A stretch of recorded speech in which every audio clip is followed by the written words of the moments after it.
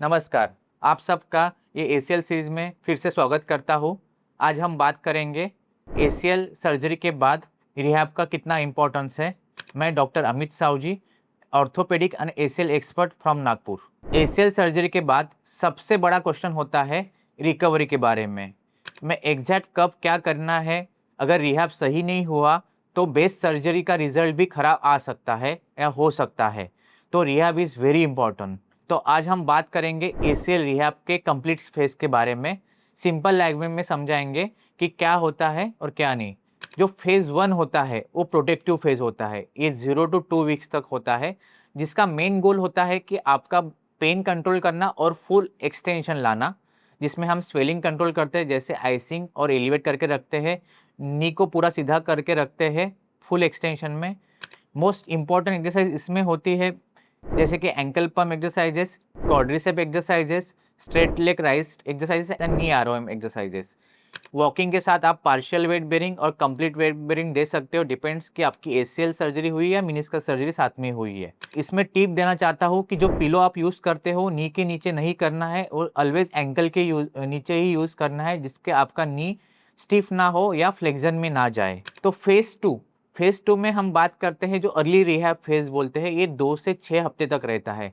इसमें आपको लाना है रेंज ऑफ मूवमेंट आपके घुटने की और मसल की एक्टिविटी बढ़ाना है।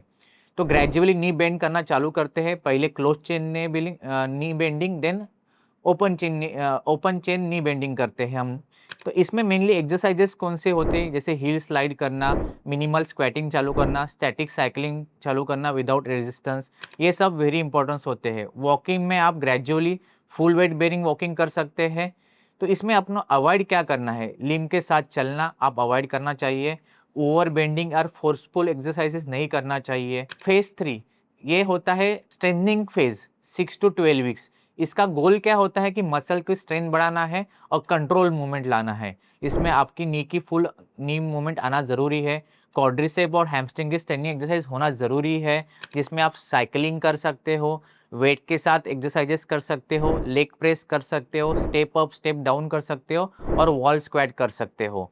तो ये बहुत इंपॉर्टेंट फेज है, जिसमें आप आपकी मसल की स्ट्रेंथ वापस लाते हो। Balance training and proprioception drills बहुत इंपॉर्टेंट है, क्योंकि प्रोप्रियोसेप्शन से ब्रेन को पता चलता है कि आपका नया लिगामेंट बना हुआ है, तो रीटियर के चांसेस कम होते हैं। चौथा फेज होता है 3 टू 6 मंथ वाला, जिसमें हम पावर और आपका इंडोरेंस वापस लाते हैं, जिसमें हम जॉगिंग स्टार्ट करते हैं। जो एक कोर स्ट्रेंथनिंग, जिसमें कोर आपके मसल्स एक्टिवेट करते हैं, उसकी स्ट्रेंथनिंग बढ़ाते हैं। ये एक्टिविटी में आप लाइट रनिंग चालू कर सकते हो, लैडर्स ड्रिल कर सकते हो, कंट्रोल जंपिंग कर सकते हो, जिससे आपकी स्ट्रेंथ वापस आ सकती है। इसमें अवॉइड करना है कि आपको रनिंग स्प्रिंट नहीं मारना है, कोई स्पोर्ट्स नहीं खेलना है। और लास्ट फेज होती है रिटर्न टू स्पोर्ट्स, जो 6 टू 9 मंथ में होती है। तो इसका मेन फेज का इंपॉर्टेंस है कि सेफ टू स्पोर्ट्स कैसे जाना है। तो जिसमें स्पोर्ट्स स्पेसिफिक ट्रेनिंग होती है, कटिंग, पिवोटिंग, ड्रिल्स ट्रेनिंग होती है, क्रॉस ट्रेनिंग होती है, जिसमें रनिंग के साथ स्विमिंग करना ज़रूरी है। रिटर्न अलाउ कब होता है, जब कोई पेन ना हो आपके घुटने के अंदर, आपकी full strength and good balance and control आता है आपके घुटने के अंदर, तो आप रिटर्न टू स्पोर्ट जा सकते हो। अर्ली रिटर्न रीटियर का हाई रिस्क होता है। फिजियोथेरेपी का क्या रोल है एसीएल सर्जरी के बाद, एक बहुत बड़ा क्वेश्चन है और बहुत इंपॉर्टेंट सवाल है। एसीएल रिहैब बिना फिजियोथेरेपी का इनकम्प्लीट होता है। जैसे सर्जरी एंड फिजियोथेरेपी इक्वल है, 50-50 है। अगर एसीएल सर्जरी कितनी भी बेस्ट होती है और रिहैब नहीं होता है, तो आपकी सर्जरी फेल हो सकती है।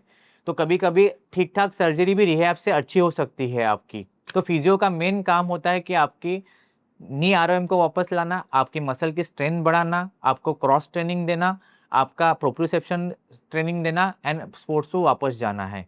सिर्फ पेन के बेसिक्स पर डिसीजन नहीं लिया जाता है। पेन कम होने से रिकवरी कंप्लीट नहीं होती है। मसल का बैलेंस देख के, मसल में पावर देख के ही कंप्लीट रिकवरी होती है। एसीएल रिकवरी का एक स्ट्रक्चरल जर्नी है, हर फेज का अपना एक इम्पोर्टेंस है। अगर आपने पेशेंट्स और प्रॉपर रिहैब फॉलो किया, तो आप सेफली स्पोर्ट्स में वापस जा सकते हो। कॉमन मिस्टेक्स क्या होती है मेनली, कि फिजियोथेरेपी को स्किप करना, पेन को इग्नोर करना, जल्दी स्पोर्ट्स में वापस जाना विदाउट एडवाइस, और पेन निगलेक्ट करके पेन कम हो गया मतलब रिकवरी हो गई ये समझ के एक्टिविटी बढ़ाना। तो ये एक कॉमन मिस्टेक्स है, इसको प्लीज़ अवॉइड किया जाए। अगर ये वीडियो आपको पसंद आया होगा तो चैनल को सब्सक्राइब और लाइक कीजिए, आपके परिजनों के साथ शेयर कीजिए, जिसको ज़रूरत है उसके लिए बहुत हेल्पफुल होगा। Thank you.